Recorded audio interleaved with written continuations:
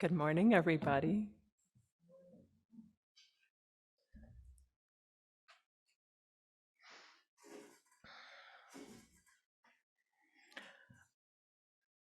Thank you, Mick. Thank you, Danny Franco, for the invitation today. Thank you, Kathy and Paula, for all your help, and Diego in the back. I'm very excited to be here today, so thank you very much for having me. And wow, that little video that we got to see, Earth is so inspiring. How can we not be in awe? It brings me to tears. Anyways, today I want to talk a little bit about how my relationship with nature has truly transformed my life as an artist, a mother, a friend, and a human. I'd like to start off with a quote that says, "Everything is energy, and that's all there is to it. Match the frequency of the reality you want, and you cannot help but get that reality. It can be no other way. This is not philosophy," by Einstein. I'm sure we've all experienced how setting the intention of spending time in nature brings us to self-awareness and to the present moment. I often catch myself forgetting about this delicious quality and then reminding to ask myself the question, why is being in nature so important? Over the last 9 years, I've been in relationship with nature on and off. I say this because I get a good dosage of nature, and then I get busy and I forget to hang out in nature. And well, I've been going back and forth. So nature's latest lesson in my life was my project titled Sacred Nature, which is an oracle deck. An oracle deck is like a tarot deck where you can lay it on the table and you pull a card for the day or for a moment or in a group, and it can be a source of inspiration. So nature has been showing me that the on and off version I've been practicing has not really the way to go about doing it. I'm like, okay. Nature leaves me feeling nurtured, balanced, and truly feeling in harmony within myself. So why am I going back and forth? Well, nature's always whispering to me when I have strayed too far away, come closer, take a peek. My curiosity always sparked and my spirit living in the sacred dance with life through the simple exchange. As Rumi's poem goes, let yourself be silently drawn by the silent pool of what you really love. It will not lead you astray.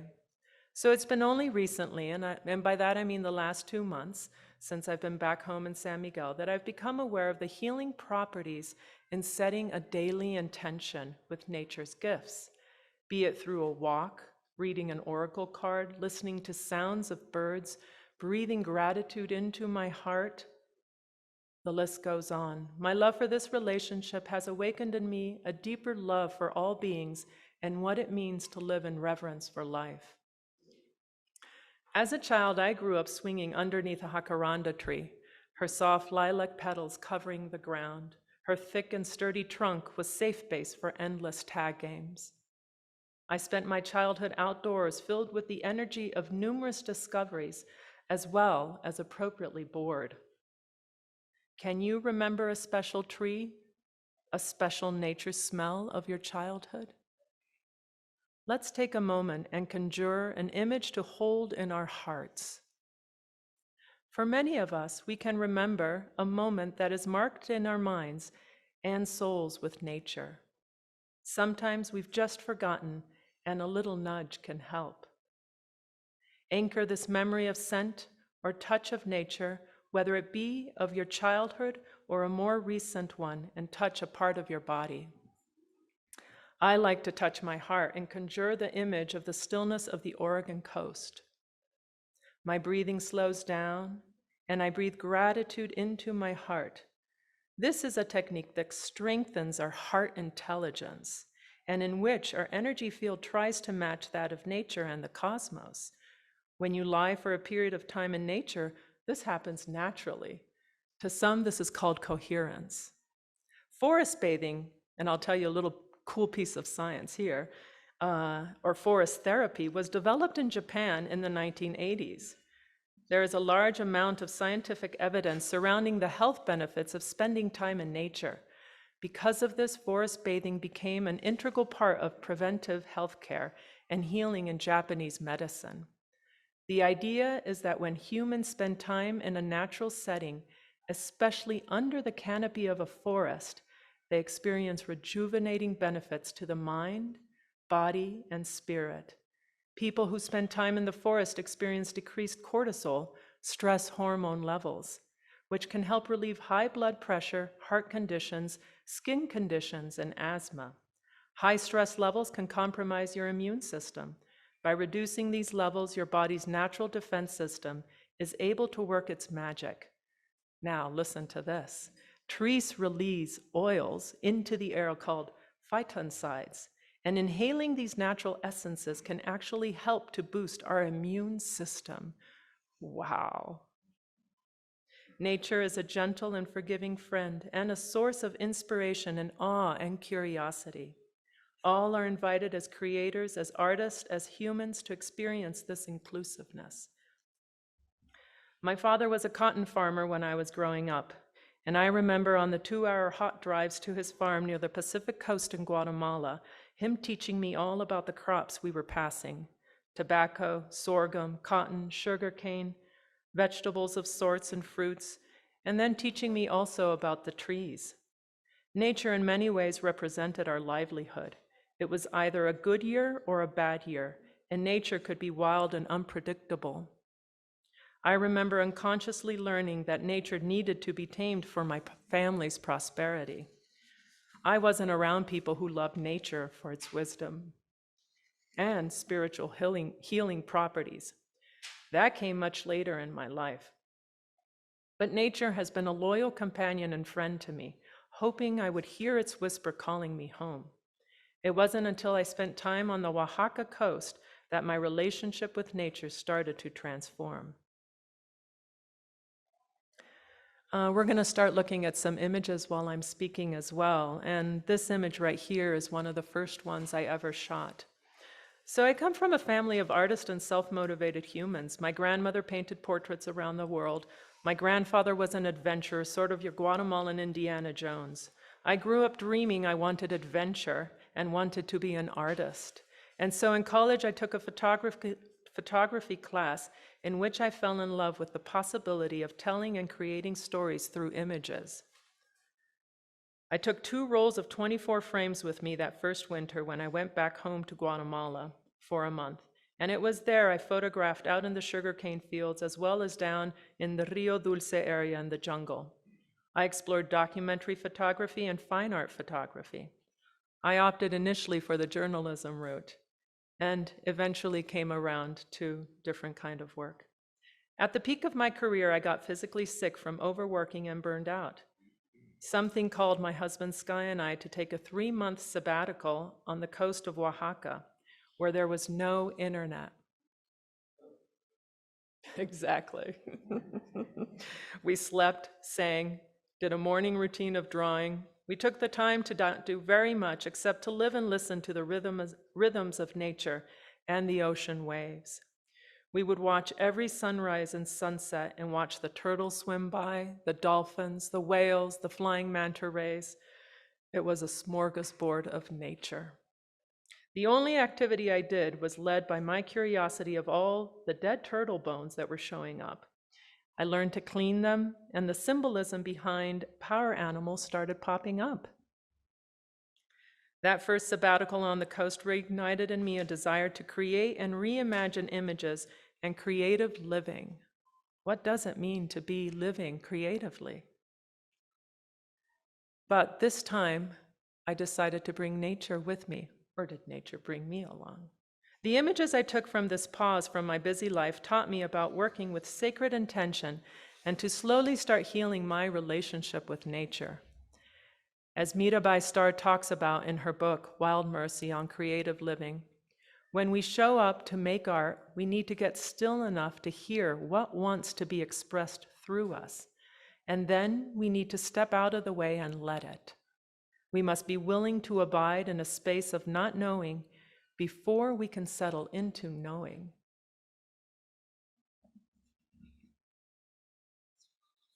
This image right here was shot on a pilgrimage that I did a few years ago to San Juan de la Laguna, which leaves from San Miguel.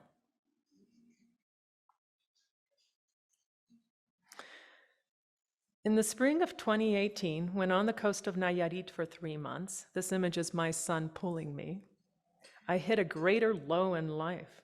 I mention the challenges of my life because from them the greatest gifts have been born. Motherhood wasn't as easy as I thought. 3 years of sleepless nights with my son experiencing night terrors left my nervous system fried. I was yearning for a project, but I could barely grapple my own internal instability. However, it was during these months, though, that little crumbs of nature started showing up before me. I started noticing because of my son's awe and all that surrounded him. Nature was whispering to me, calling me home to soothe me, heal me, rebalance me. I could feel myself falling in love with nature again, pulled by the awe of my son's curiosity. I was enthralled. Nature presented itself first by showing me empty turtle shells. I would collect them and talk with my son about them and put them on our altar. Jungle seed fruits, everything that showed up became a curiosity. As I started to be curious about my surroundings, I could feel my soul wanting to be playful again. I could feel my creativity wanting to explore and learn.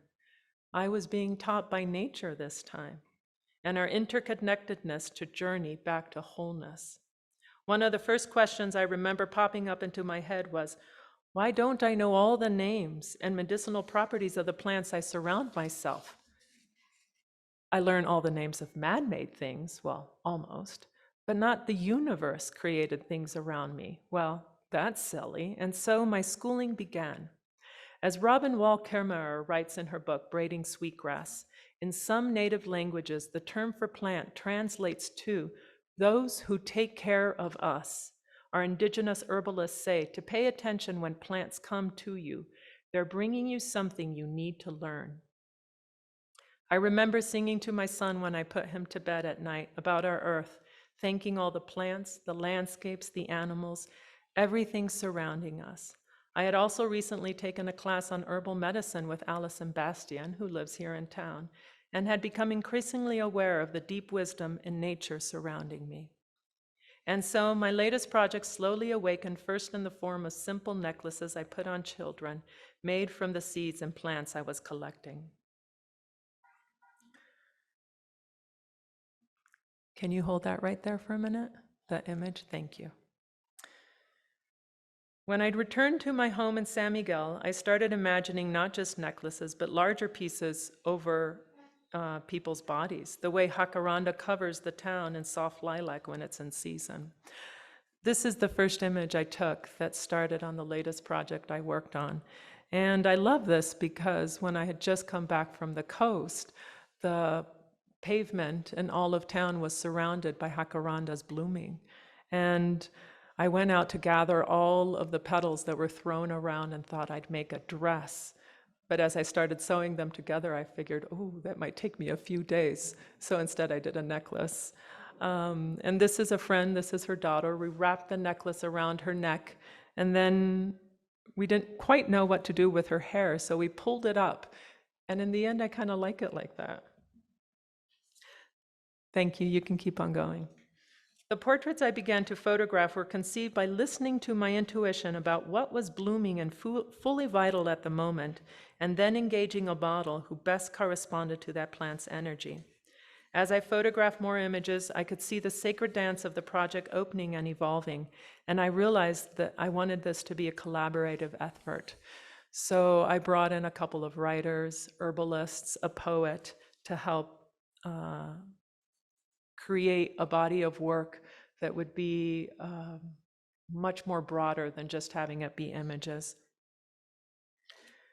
I spent a whole year and a half photographing all of these images from all the places that we were at, and using friends, my husband and son, and everyone around to help create the pieces as well as be the models. And, oh, can you hold this on this image? I'd like to share a little bit about this. This is a really lovely image. The story behind it is Alison Bastian, who lives actually just right over here, has this flower called night blooming cereus. And as some of you might know, it blooms one, sometimes 2 or 3 times a year, but it only blooms at night. And so she graciously gifted a few of these flowers. And so I ran over to another friend who lives just around the corner here. And then we gathered early in the morning to place them all on her. And just as the light was coming up, there was only this last flower left open. Thank you. You can keep on going there. Robin Will Camaro, whose book I absolutely adore, called Braiding Sweetgrass, says, knowing that you love the earth changes you, activates you to defend and protect and celebrate. But when you feel that the earth loves you in return, that feeling transforms the relationship from a one-way street into a sacred bond. Today, my morning routine greets my body, and it also gives thanks and welcomes the sun, the moon, and all of nature surrounding me. I set the intention to receive the wisdom of nature and life. The reciprocal energy is one of harmony and balance and wholeness. There is a term known as biophilia, which is defined as the innate human instinct to connect with nature and other living beings. Biophilia is more than just a philosophy. Biophilic design has been found to support cognitive function, physical health, and psychological well-being. What if, in falling in love with nature, the roles suddenly were to become reversed? What if nature is the artist creating patterns to remind us how to live life in harmony and to self-heal? For example, the oldest living organism on Earth is named Pando, which means I spread, which is a male quaking aspen clone in Utah that is at least 80,000 years old. Aspen roots spread out underground and connect an entire hillside of sister trees. Root systems nurture, heal, and support each other, reminding us that connection and interrelationships are essential for survival. That quaking, nervous, seemingly fluttering of its leaves may actually be a choir calling you to harmonize and connect. Not only are you not alone, you are being called to ground and appreciate those around you. Connection heals the heart and soul. In centuries past, art was created in the act of service in different spiritual paths. Whenever we take art back to the realm of sacred, whenever we make it an act of service in any form, letting go of the ego, we again experience the ease of creating flow and the lessening of our creative doubts. As Richard Rohr, a Franciscan monk, shares, when we ask to listen, we create works worthy of being heard, and we ourselves hear the heartbeat of our common humanity, which is grounded in divinity and unity. Art moves through us. A piece of art may originate with us, but we originate somewhere larger ourselves. We are, each of us, more than we seem, more than the sum of our merely human components. There is a divine spark animating each of us, and that divine spark also animates our art. Thank you very much.